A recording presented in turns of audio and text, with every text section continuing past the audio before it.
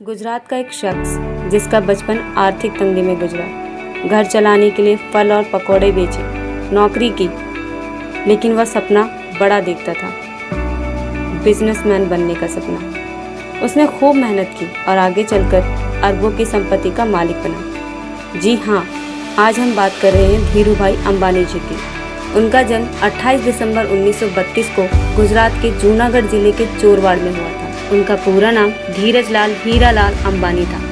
चोरवाड़ के लोग आज भी धीरूभाई का नाम बड़े ही आदर के साथ लेते हैं। धीरूभाई अंबानी जी ने ज़्यादा पढ़ाई तो नहीं की, उन्होंने हाई स्कूल तक की शिक्षा ग्रहण की। बताया जाता है कि 17 साल की उम्र में पैसे कमाने के लिए वह अपने भाई के साथ अरब देश चले गए और वहाँ पेट्रोल पंप पर 300 रुपये प्रति माह सैलरी पर काम किया। लेकिन वह बिजनेस करना चाहते थे, तो महज 500 रुपये के साथ वे मुंबई आए। यहाँ उन्होंने पॉलिस्टर धागे का व्यापार शुरू किया।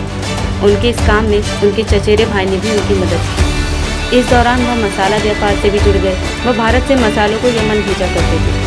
पॉलिस्टर के धागे के व्यापार से धीरूभाई अंबानी को जबरदस्त मुनाफा हुआ। इसके बाद वह धीरे धीरे अन्य उद्योगों से भी जुड़ते चले गए।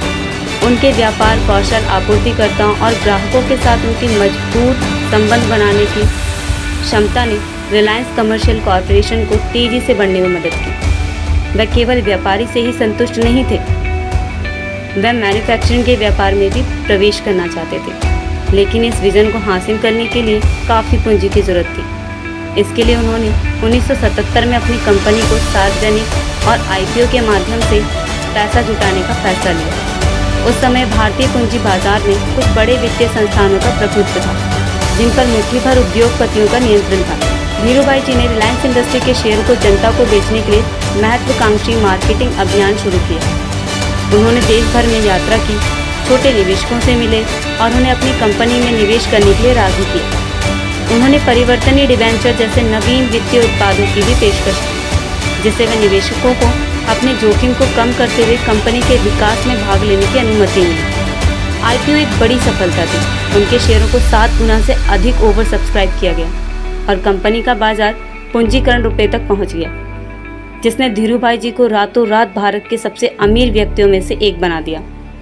उनके नेतृत्व में रिलायंस इंडस्ट्री रुपए से अधिक के कारोबार के साथ भारत की सबसे बड़ी और सबसे सफल कंपनी में से एक बन गई। धीरूभाई अंबानी केवल एक सफल व्यवसायी नहीं थे, वह एक परोपकारी और सामाजिक कार्यकर्ता भी थे। उनका मानना था कि व्यवसाय का उत्तरदायित्व समाज को वापस देना है। भारतीय समाज में धीरूभाई के सबसे महत्वपूर्ण योगदानों में से एक भारतीय पूंजी बाजार के लोकतंत्रीकरण में उनकी भूमिका थी। अपनी कंपनी को सार्वजनिक करके और आम भारतीयों को इसमें हिस्सेदारी देकर उन्हें लाखों लोगों को देश के आर्थिक विकास में हिस्सेदारी दी। धीरूभाई भी जीवन को बदलने के लिए शिक्षा की शक्ति में विश्वास करते थे। उन्होंने युवा भारतीयों को विश्व स्तरीय शिक्षा प्रदान करने के लिए गांधीनगर गुजरात में Dhirubhai Ambani institute of information and communication technology DAIICT के साथ साथ कई अन्य शैक्षणिक संस्थानों की भी स्थापना की। साल 1955 में धीरूभाई संग कोकिलाबेन जी की शादी हुई।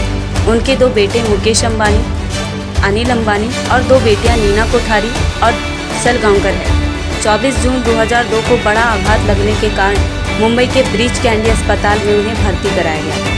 यह उनका दूसरा स्ट्रोक था। पहला स्ट्रोक फरवरी 1986 में हुआ था और उनके दाहिने हाथ को लकवा मार गया था। वह 1 सप्ताह से अधिक समय से कोमा में थे और डॉक्टरों की काफ़ी कोशिशों के बाद भी वह कामयाब नहीं रहे। 6 जुलाई 2002 को उनका निधन हो गया। उनके बड़े बेटे मुकेश अंबानी ने हिंदू परंपरा से उनका अंतिम संस्कार किया। उनके मरणोपरांत देश के दूसरे सर्वोच्च नागरिक पुरस्कार पद्म विभूषण से उन्हें सम्मानित किया गया। धीरूभाई जी की कहानी दुनिया भर के युवा के लिए भी एक प्रेरणा है। अपने सपनों को हकीकत में बदलने की उनकी क्षमता, जोखिम लेने की उनकी इच्छा ऐसे गुण हैं जो किसी भी क्षेत्र में सफलता के लिए आवश्यक है।